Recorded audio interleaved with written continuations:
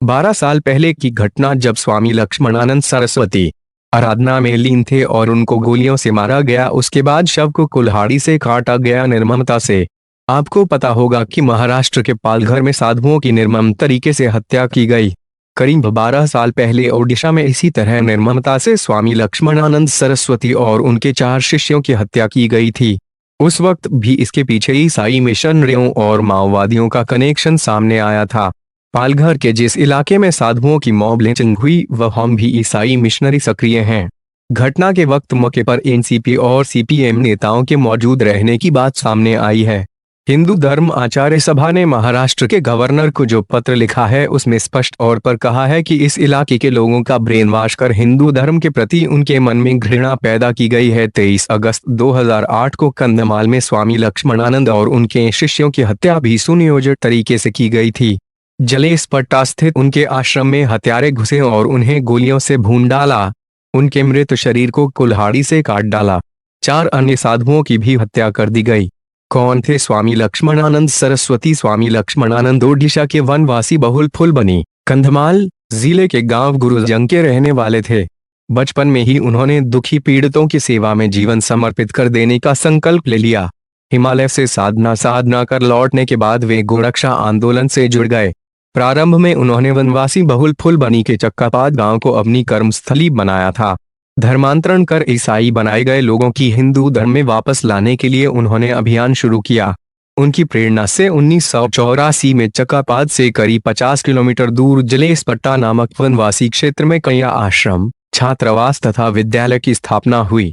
आज भी उस कन्या आश्रम छात्रावास में सैकड़ों बालिकाएं शिक्षा ग्रहण करती हैं। 1970 से दिसंबर 2007 के बीच स्वामी लक्ष्मणानंद पर 8 बार जानलेवा हमले हुए। आखिरकार 23 अगस्त 2008, जब वे जन्माष्टमी समारोह में भगवान श्री कृष्ण की आराधना में लीन थे, माओवादियों ने निर्मम तरीके से हत्या कर दी थी। उनकी हत्या के बाद समूचा कंधमाल उबल पड़ा था। ओडिशा के अन्य भागों में भी प्रदर्शन व आंदोलन हुए। निशाने पर क्यों थे स्वामी लक्ष्मणानंद सरस्वती? ओडिशा के घने जंगलों में मिशनरी की संदिग्ध और धर्मांतरण की गतिविधियों के खिलाफ जोरदार अभियान चलाने वाले तथा आदिवासियों को चर्च के चंगुल में जाने से बचाने में प्रमुख भूमिका निभाने वाले स्वामी लक्ष्मणानंद सरस्वती की हत्या की लगातार साजिश रची जा रही थी। स्वामी जी वहां व्यापक तौर पर सामाजिक सेवा के कार्य में लगे थे। आदिवासी लड़कियों के लिए स्कूल व हॉस्टल चलाते थे। उनके इस काम को मिशनरी के लोग धर्मांतरण के अपने मिशन में बाधा के तौर पर देखते थे। उनकी हत्या का सूत्रधार और मुख्य आरोपी माओवादी नेता सब्यसाची पांडा था। क्राइम ब्रांच ने इस मामले में माओवादी नेता पांडा सहित उसके 14 साथियों के खिलाफ विरुद्ध आरोप पत्र दाखिल किया था। बाद में 9 आरोपी ही गिरफ्तार किए जा सके। दुर्योधन सुना माझी, मुंडा बदमाझी, सनातन बदमाझी, गणनाथ चालान सेठ, विजय कुमार सनसेठ, भास्कर सनमाझी, बुद्धदेव नायक और माओवादी नेता उदय को सजा सुनाई गई।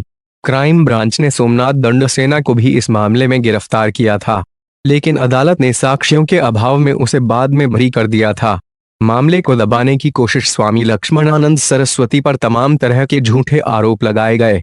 एक फादर के घर की नौकरानी को नन बताकर बलात्कार का झूठा प्रचार किया गया। स्थानीय माओवादी नेताओं ने भी इस बात को दबाने की बहुत कोशिश की।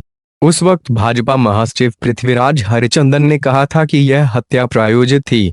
राज्य सरकार इस हत्याकांड पर पर्दा डालना चाहती है। रिपोर्ट्स के अनुसार घटना के 4 साल बीत जाने के बावजूद जानबूझकर मुख्यमंत्री के निर्देश के कारण हत्यारों को गिरफ्तार नहीं किया गया था। लगातार विश्व हिंदू परिषद द्वारा हत्या में शामिल दोषियों की गिरफ्तारी की मांग की गई। साथ ही ओडिशा सरकार से परिषद के नेता स्वामी लक्ष्मणानंद सरस्वती की हत्या की जांच के लिए बने 2 न्यायिक जांच आयोग की रिपोर्ट को सार्वजनिक करने को भी कहा गया।